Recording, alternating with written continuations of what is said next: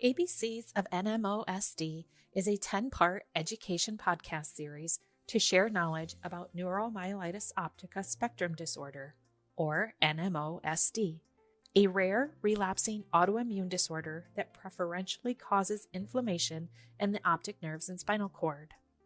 ABCs of NMOSD podcast series is hosted by SRNA, the Siegel Rare Neuroimmune Association, and in collaboration with the Sumaira Foundation for NMO, the Connor B. Judge Foundation, and Guthrie Jackson Charitable Foundation. This education series is made possible through a patient education grant from Viela Bio.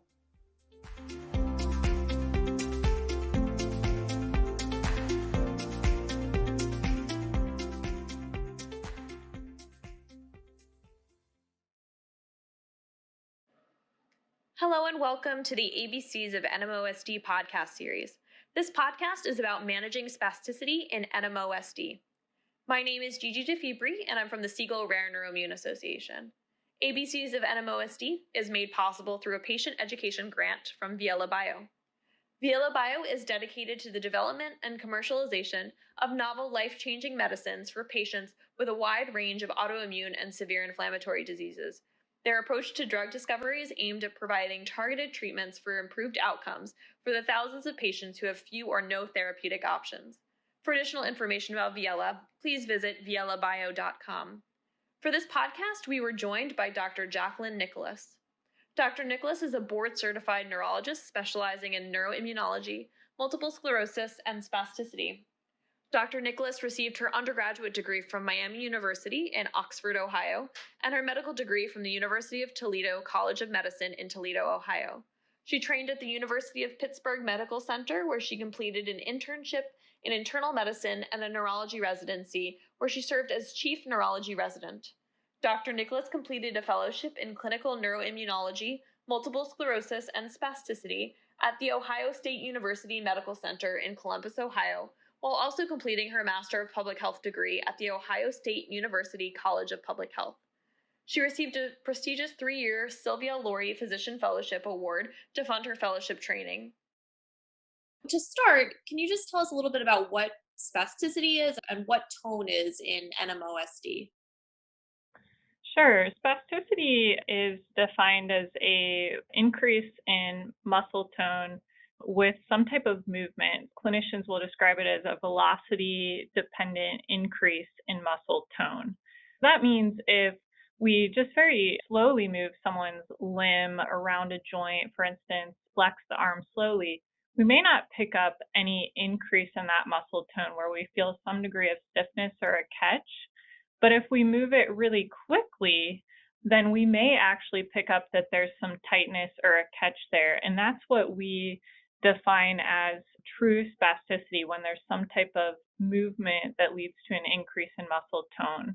But there are many different symptoms that people experience with spasticity where it can be described as being, my muscles just feel very stiff, or people will describe having cramping or spasms, or they may describe that when they're trying to move their body or their legs, they can have what's called like an extensor spasm, where the legs will stick straight out and remain stiff, and it's very hard to bend them back into a seated position. People experience the clinical symptoms of spasticity quite differently. And then what causes spasticity in NMOSD? What is the reason that it happens? Typically in NMOSD, a common reason for spasticity would be if somebody has had a transverse myelitis, and certainly in NMO, the myelitis can be quite severe and obviously many times longitudinally extensive. When individuals have a transverse myelitis, they would be at an increased risk of developing spasticity. Certainly in NMO, although less common, we can see brain lesions, particularly in the brain stem, and this would be another area that could lead to spasticity. One of the common manifestations that many of my patients have had with that condition is something called dystonic spasms, where they may feel like one side of their body just gets very tight and the arm may flex and the leg may flex at the hip and the knee, and the individual just can't relax it. And it's truly just caused by the damage within the spinal cord and sometimes the brain. And so anybody that experiences spasticity has to have some type of damage within the central nervous system, which includes the brain or spinal cord. And by transverse myelitis, you mean someone that has had inflammation or damage to the spinal cord within NMOSD? Absolutely. Okay. And then why is it that some people have spasticity and others don't? Is there a reason within NMOSD that might be the case? It can be very challenging. And to be frank, there's not a simple answer. So, two people who have a lesion in the same level of the spinal cord or had inflammation at some place in the spinal cord could be entirely different in how their symptoms occur. So, one person may have some weakness but not develop spasticity, whereas another individual could develop quite severe spasticity. But we think it has to do more with the degree of damage within the nervous system that prevents that normal signaling. There's an inhibitory signal that can occur. When you go to think, I want to catch a baseball, and you lift up your arm to catch that ball coming at you, the muscles that would prevent you from doing that, the antagonist muscles, those should not be contracting. Only the muscle to raise your arm and sort of flex at the elbow and open your fingers to catch that baseball. But the problem with spasticity is that agonist and antagonist muscles, the muscles that do the opposite actions, can be contracting at the same time. And so that can prevent movement and be quite problematic. And you talked a little bit about this. Do we know why someone might have severe spasticity and why someone else might not? Two people might both have spasticity, but someone has very severe spasticity. Do we have any understanding of why that might be the case? We tend to see, based on the degree of damage that somebody has had in their brain or their spinal cord, that sometimes that can correlate. Again, it varies significantly from person to person. I can share that in my personal experience as a neuroimmunologist and spasticity doctor, I tend to see patients who have had weakness as one of the problems that they've developed as a result of the damage in their spinal cord or their brain stem in the setting of NMOSD. I tend to see that it's more likely to occur in those individuals who've had weakness because it's sort of the body's natural way of helping, where those muscles can stiffen up. And sometimes that spasticity can be favorable to some degree, where if you had a complete weakness in one leg or both legs, it could be very hard to walk on legs that are kind of like jello. Whereas that stiffness, if the limbs and the muscles that are very loose stiffen up, even if somebody's weak, that can help to support them better and allow them to be more effective at moving. But the problem really arises when the stiffness becomes so severe that the individual has trouble moving the limb or bending at the knees or other joints, depending on what the individual is trying to do. So there are some benefits of it and also some significant disadvantages as well. I know you talked a little bit about the benefits. So, are there any other benefits to spasticity besides maybe providing some strength to a muscle that would otherwise be weak? I would say that that overall is the true benefit of spasticity, because that for some individuals, when we manage spasticity, we want to be careful to loosen the muscles significantly enough to provide them with comfort and potentially better function. But at the same time, we need to sometimes maintain some of that spasticity because that may allow for better function. So for instance, after a relapse of NMOSD, where somebody's had a long spinal cord lesion, initially they could be very weak in their limbs. And if the limbs remained very, very weak and very loose, it'd be very hard for that individual to accomplish certain motor tasks that they may want to carry out. And so that stiffness does help to some degree to be able to do some of the things that someone needs to do. But again, the problem really lies in when that stiffness is so severe that it's causing problems with pain, or it's inhibiting that individual's ability to work with neurophysical therapy or neurooccupational therapy to really get that good rehab and try to strengthen and improve mobility.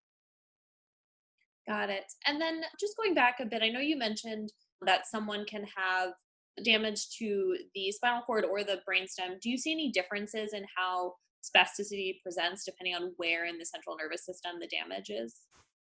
Interestingly, I don't. As neurologists, we sometimes encounter people who have spasticity for a number of different reasons and can see it quite severe when they have damage within the brain versus the spinal cord and various areas. So I wouldn't say that there's particular areas where we're more likely to see more severe spasticity.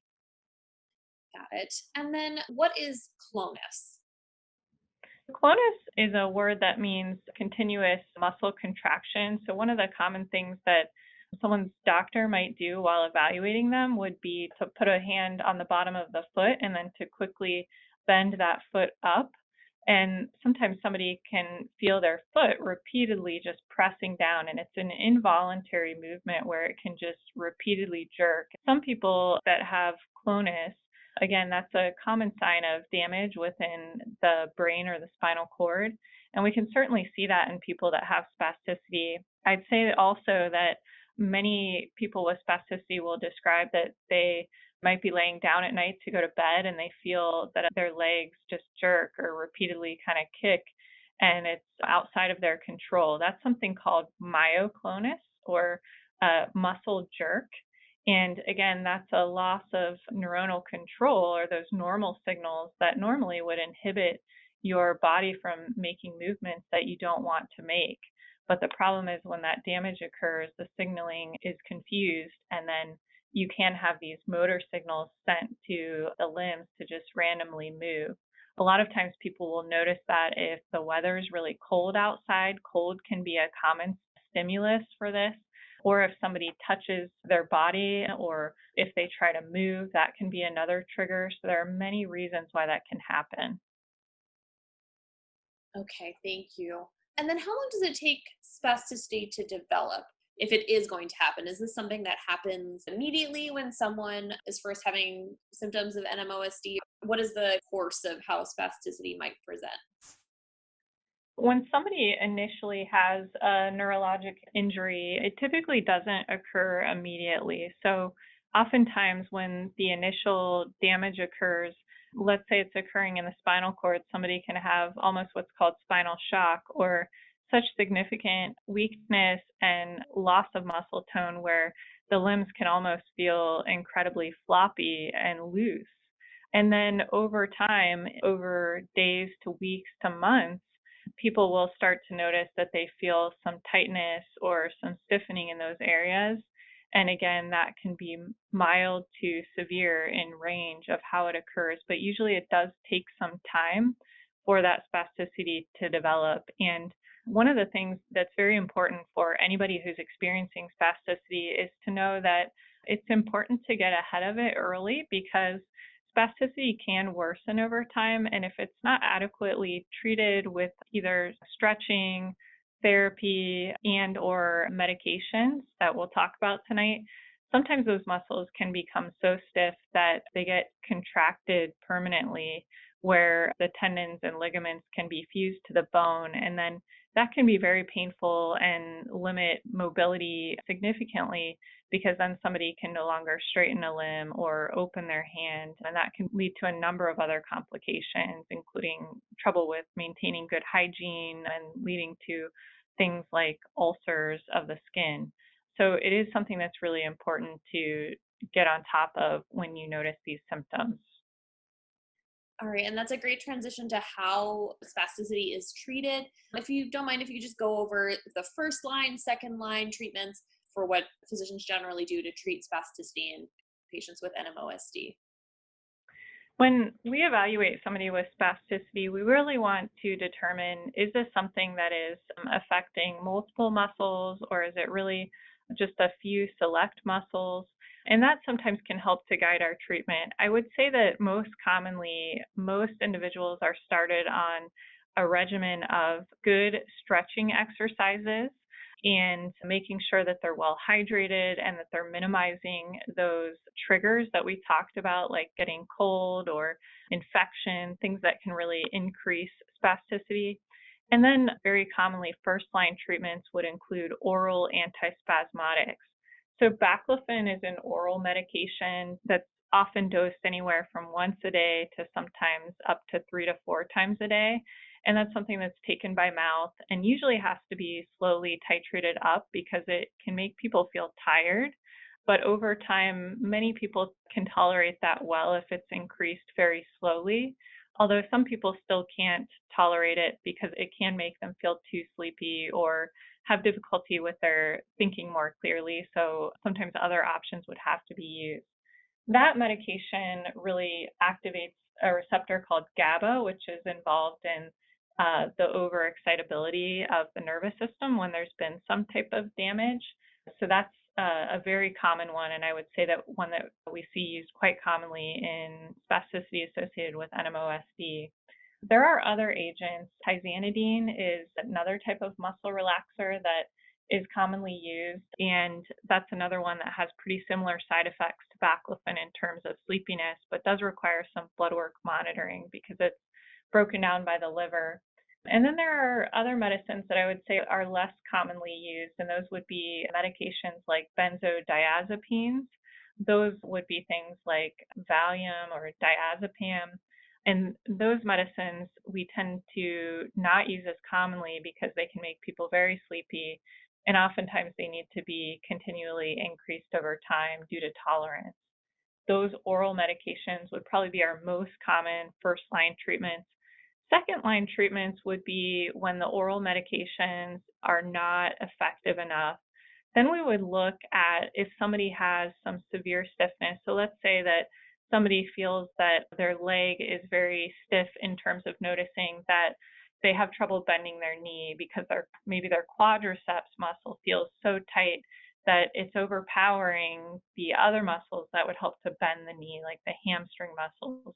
So if that was the major problem, then their doctor could use something called botulinum toxin, which is a neurotoxin that can actually be injected into the muscles with a tiny needle into different areas within the muscle to spread it out, and then to decrease the communication between the nerve and the muscle junction so that it's not overactive and tight, but to decrease it to where it's a bit looser. And so Botox would be something that's more reserved when there's focal spasticity. So again, certain muscles that are stiff. Sometimes people who have had lesions from NMOSD can have trouble with a foot turning down and in when they try to walk, and it just is sort of stuck in that position and have trouble getting their heel to the ground, or the toes could curl and be very painful because they're curling under. Those are muscles that are very easily targeted with botulinum toxin injections. Now, one of the challenges with Botox is, again, the only way it can be administered is via a needle, and so it has to be injected specifically into the different muscles that are affected. Whereas the pills that we talked about taking by mouth, you can take that and then that's spreading out to affect all your muscles. Sometimes these options are even used in combination. And then if somebody has pretty severe spasticity that hasn't responded to those options and is more diffuse, then there's a device called an intrathecal baclofen pump.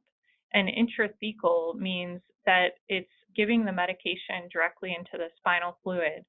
That can be really beneficial because when somebody takes something like baclofen by mouth, only about 2 to 3% of it is actually getting to where you need it, which is in the spinal fluid to bathe those receptors within the brain and the spinal cord to reduce that spasticity.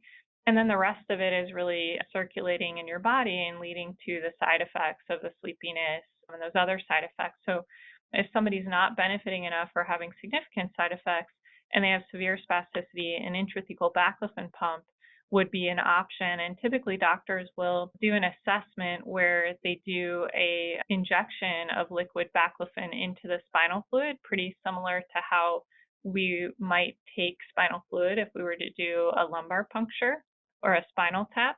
They would inject in some of the liquid baclofen to the spinal fluid and then do some assessments over the course of many hours to see if the muscles got looser or not. And if they got looser to any degree, then people would know that that baclofen pump would actually be an option to treat their spasticity. But there's a lot of ins and outs of that pump. and somebody has to be really committed and know about the potential risks of baclofen withdrawal and overdose. But it has been a lifesaver for some of my patients with severe spasticity. And then I would say that if somebody is having spasticity to the point that we talked about where they can develop contractures and limbs can be stuck in certain positions, then sometimes that would require a surgical tendon release or something of that sort by an orthopedic doctor to help with that, sometimes podiatrist as well.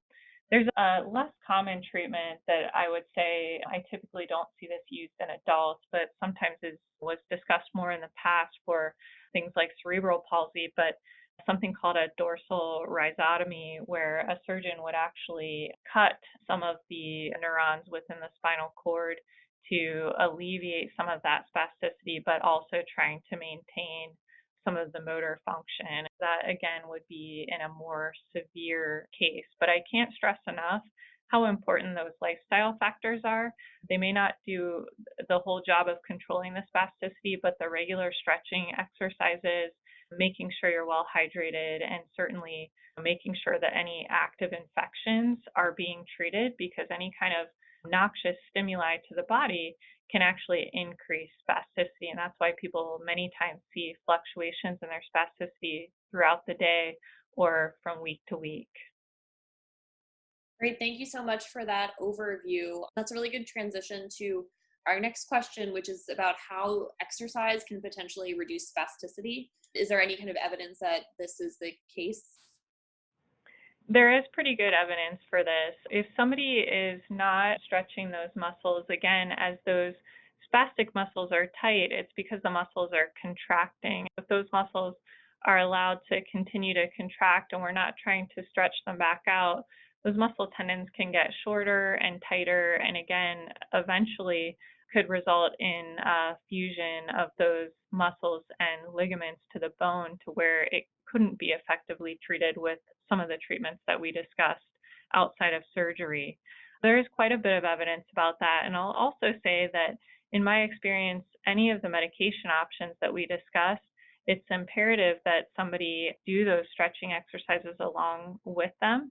I find that when people get botulinum toxin injections, for instance, people who do a really great job with stretching those muscles throughout the day, or if they're not sure how to stretch them, working with a physical or occupational therapist, we really see improved benefits in that setting compared to just doing the injections and not stretching over time. And so this has been shown in numerous studies to be beneficial.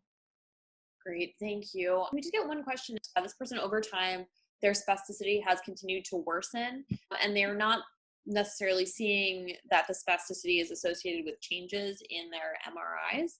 What are the potential reasons behind an increase in spasticity like this? That's a really great question, and I think that that's always something that can be perplexing for our patients who are dealing with NMOSD, because they may not have had a new relapse in quite some time. They're doing well on the current medicine they're on to prevent new damage, but sometimes they can feel that those muscles are getting tighter and tighter over time.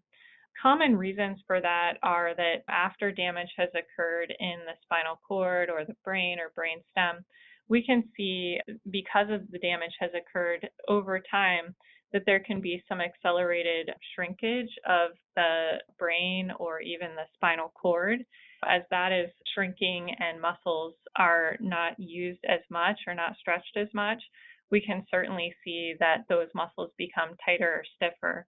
The other thing that we always want to assess for, if we find certainly that there's nothing new happening on the MRI, would be, is there any kind of noxious stimuli to the body that could be increasing this spasticity? So again, sometimes people can have infections that they're not aware of, like urinary tract infections, where maybe because of the damage done from the NMOSD, they don't feel it the same way as they may have before when they had a UTI. Just checking some of those basic screening tests for infection can be really important, because sometimes when you then treat that infection, the spasticity returns to the level it was before, or it's significantly reduced. Sometimes spasticity could actually be a sign that there's an infection going on. The other thing is also to make sure that there's not any sores or wounds on the body. Certainly with NMOSD, people can have loss of sensation or change in sensation, and maybe may not be aware of a change in their skin integrity. Another thing that I look for in that case is I make sure that there's not any ulcers or sores on the buttocks or in between the legs or anywhere where somebody may not be able to see as commonly, because sometimes that can be a sign that there's some type of wound on the body that needs to be addressed. And again, addressing that then in turn reduces that noxious sensory stimuli to the body, and that reduces the spasticity. But it can also be a normal progression over time that the spasticity just gradually worsens. And so again, another very important reason to get in front of it and treat it and monitor it over time. Great, thank you.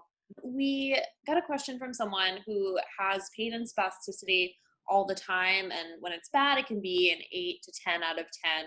And their doctor won't prescribe narcotics for the nerve pain, but this person has tried all the routine meds, and while tizanidine and baclofen help, they don't decrease their symptoms enough to handle really bad days. And so they're really worn out from the pain and spasticity, and they asked to be referred to another pain doctor, but we're sent to someone who handles migraines and headache pain rather than NMO. And so the spasticity doctor was one who increased their tizanidine and added baclofen. They also use lidocaine, cool showers, CBD cream, cooling mats, and nothing really seems to be working for them. Do you have any additional things that you might suggest that they try to do to help the pain and spasticity in this case? Sure, that sounds pretty unbearable, and I'm sorry to hear about that.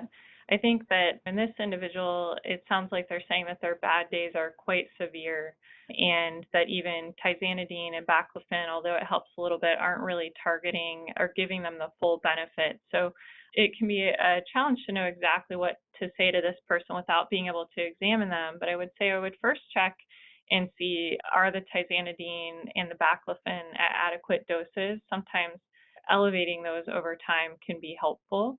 The other thing that I would say is it sounds like there's a pretty significant pain component here.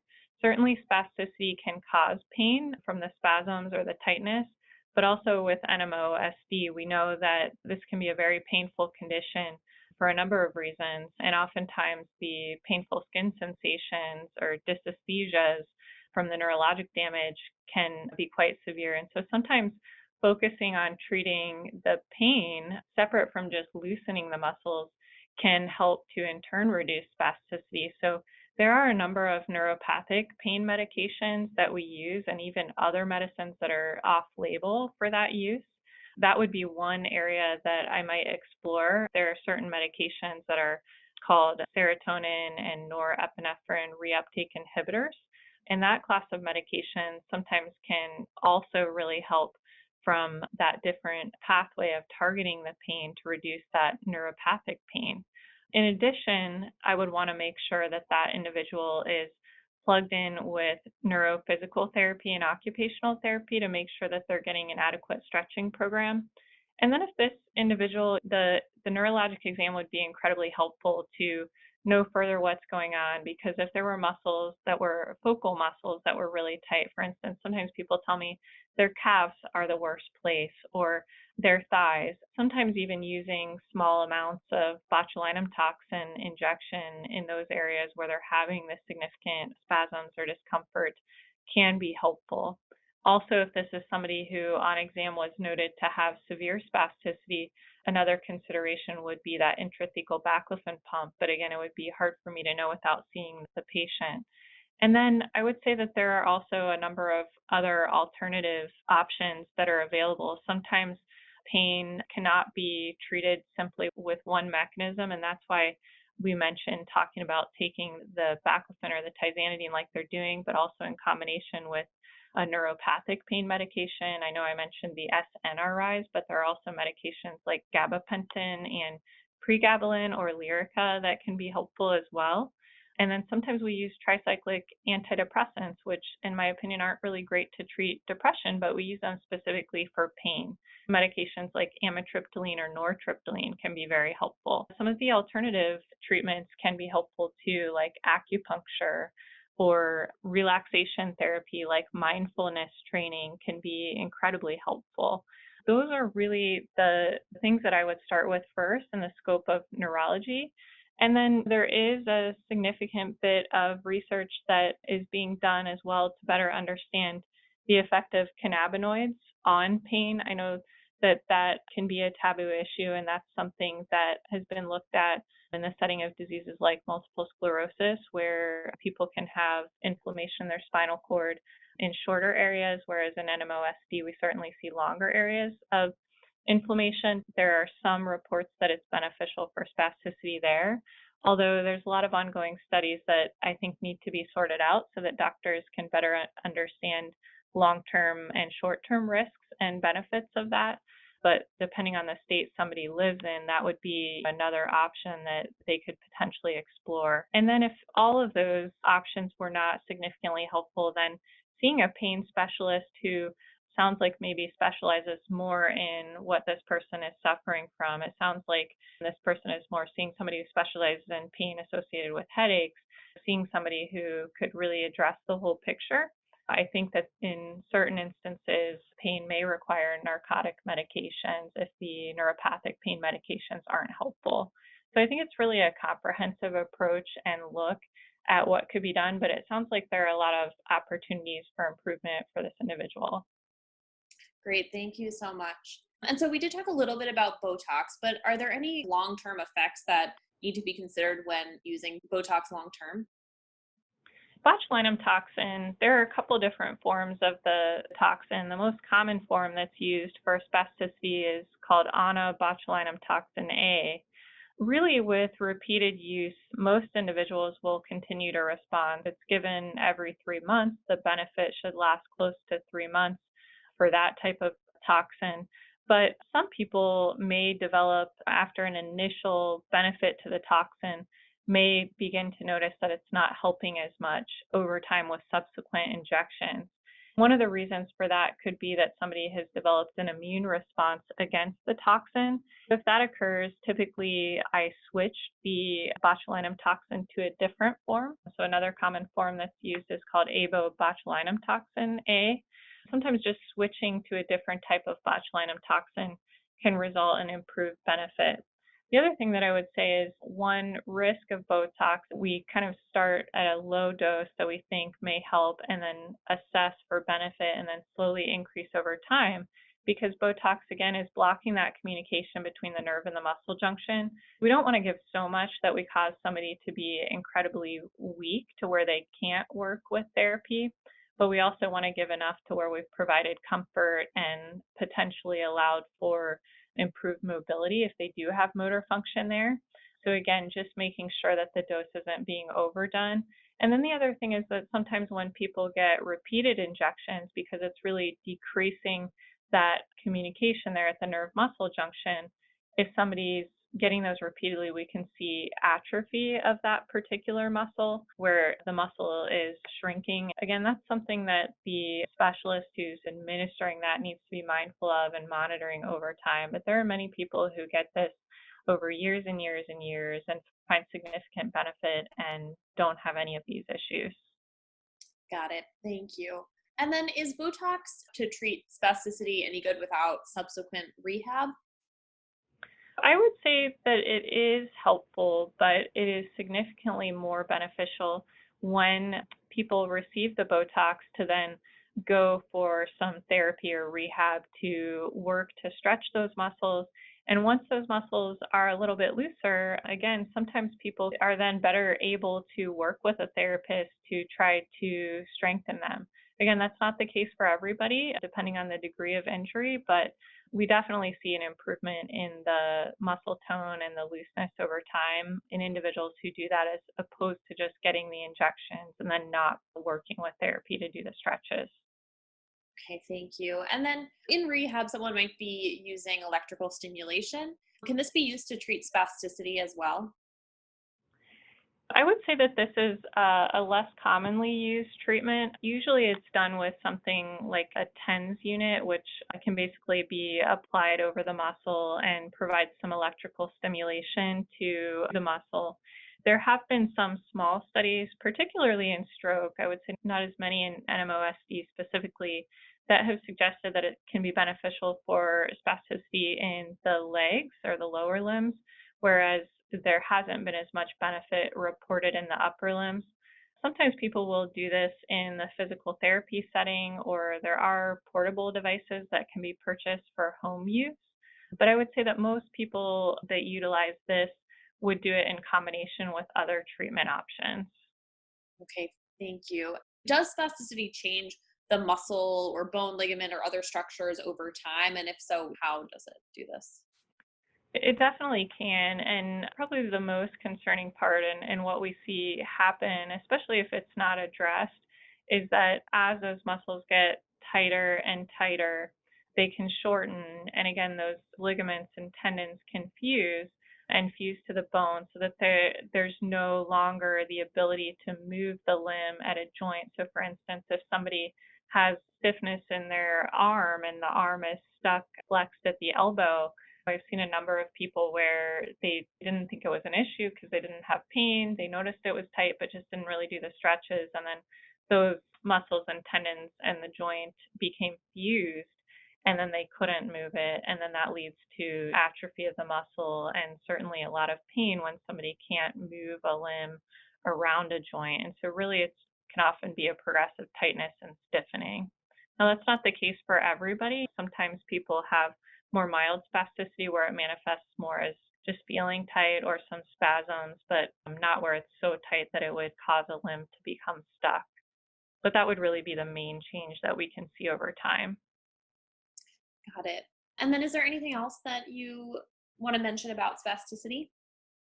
I want to share that neurologists in general, I don't think that we get excellent training in our residency programs and our training programs to become neurologists to really understand that spasticity is very treatable and that there are a lot of options out there aside from oral medications to treat spasticity. I became very passionate about treating spasticity when I was in my fellowship training and started taking care of people who had NMOSD and other causes of transverse myelitis or brain inflammation, where it was really a symptom that was pretty common. For many, they reported the problem, but had only been treated with oral muscle relaxers that sometimes they couldn't tolerate. And as I went on in my training and did a spasticity fellowship, I realized that there are many, many options out there to help somebody with spasticity. If you're experiencing it and you feel like nothing you've done has helped, I encourage you to talk with your doctor about it because there are a lot of options.